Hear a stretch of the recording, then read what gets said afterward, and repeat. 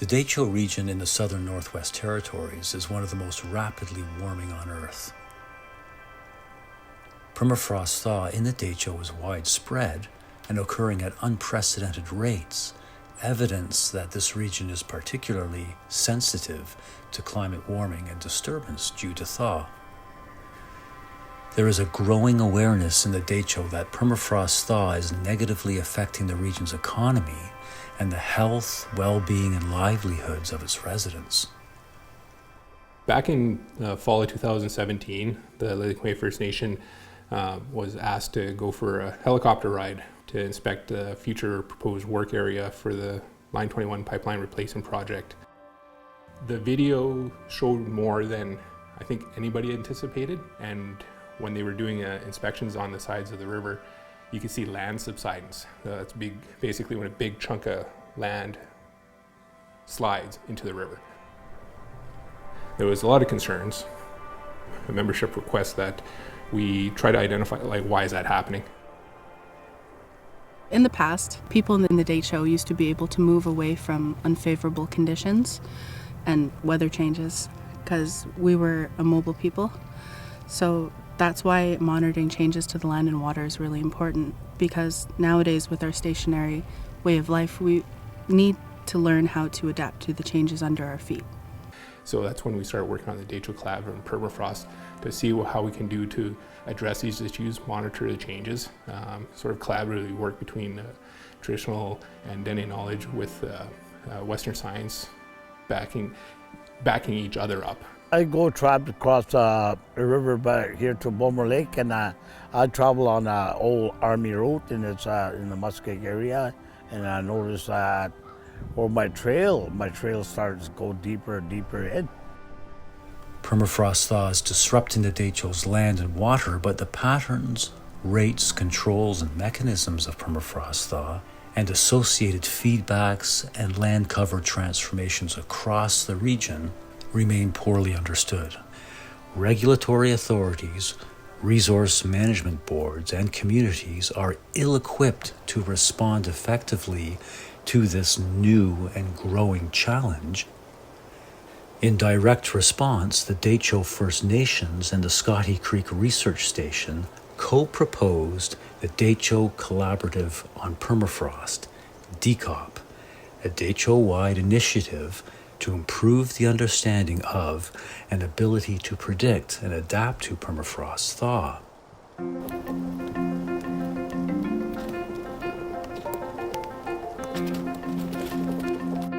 What a day, Kev. What a day. I'm Kristen Coleman. I'm doing my PhD with Dr. Jennifer Korosi at York University in the Department of Geography. I'm out here in the Scotty Creek Basin looking at permafrost degradation and its impacts on aquatic ecosystems. One of the challenges to understanding how these changes have been affecting aquatic ecosystems is that we don't have any pre-impact data. Over the past few years, we've collected sediment cores from 15 small lakes in the Scotty Creek Basin, and these sediment cores provide a record of environmental change going back about 500 to 1,000 years. So we are working to look at the biological and the chemical fossils preserved in the sediment cores to reconstruct how permafrost thaw is transforming the landscape and how water quality is responding to landscape change. Which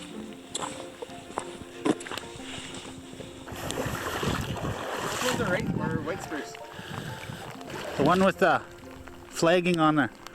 Remote sensing technologies provide us with an opportunity to observe ecosystems without physically touching or directly measuring them. A camera, for example, is one remote sensing tool that can be used to observe the environment. And if you take enough photographs over a long enough time period, then you can start to piece together the story of that ecosystem. Remote sensing from aircraft and satellites have allowed us to monitor ecosystems over periods that are often longer than scientific studies, but shorter than community knowledge. Thus, the images and the data that are generated can be used to create information to bridge the gaps in our understanding.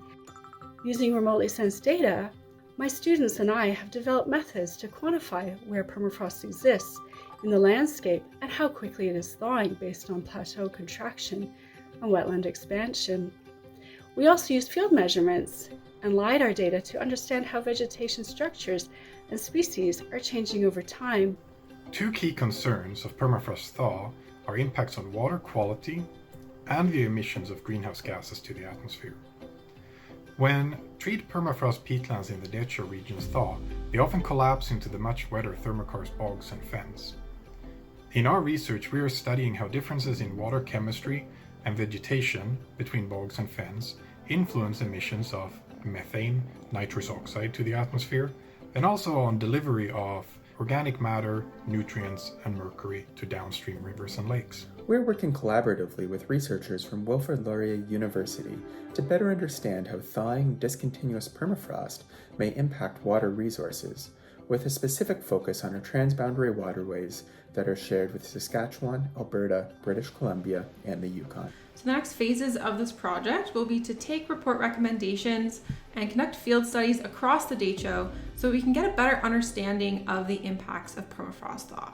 We're monitoring the water quality of 5 streams in the Dehcho as a DCOP-affiliated project initiated in 2020 between the University of Alberta and the Dehcho Aboriginal Aquatic Resources and Oceans Management Program.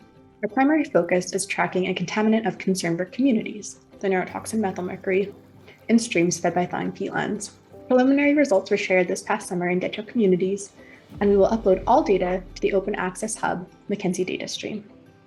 As permafrost thaws, previously isolated wetlands, which stored water on the landscape, are now becoming connected to the drainage network, contributing to runoff, promoting the development of hummock microtopography, and the ultimate return of tree cover. The ecohydrological feedback mechanisms resulting from rapid permafrost thaw-induced wetland transition have the potential to significantly impact both the availability and sustainability of freshwater resources.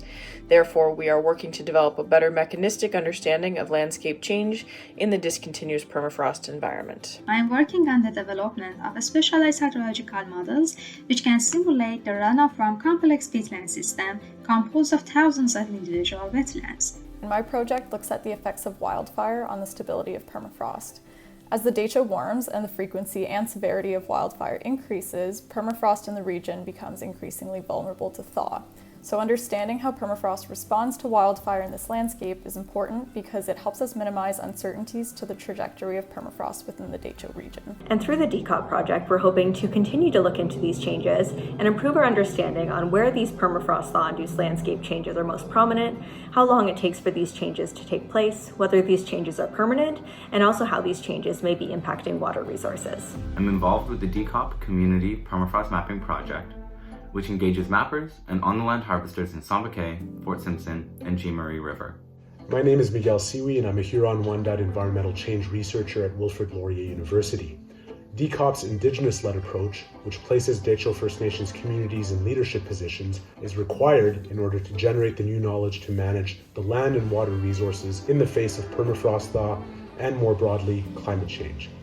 Our collaborative All Ages, All Voices podcast aims to shed light on how climate change and permafrost thaw are understood and felt at a regional and community level, and also how these changes are affecting Dene knowledges, culture, livelihoods, and the Dene Jati language.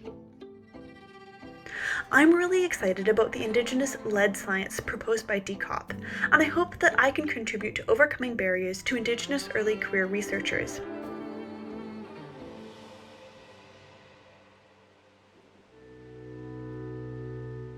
Because livelihoods in the Dehcho are so tightly connected to the land, DCOP's close collaborative approach that places Indigenous communities in leadership positions is required to generate the new knowledge, predictive capacity, and decision support tools needed to manage the land and water resources that support Dene ways of life.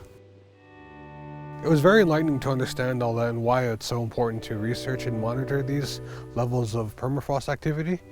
And when I was out there, the young guy there, he showed me mixed pictures of throughout the years of the permafrost 1 section, and seeing the change of the area. It's just, in the past 20 years, it looks so different from now than to back then.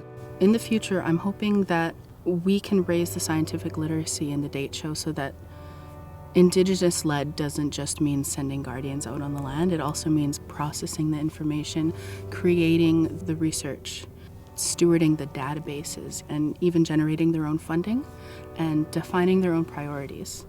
While I acknowledge that the work that the Guardians do now is very important, I think it's just the first step.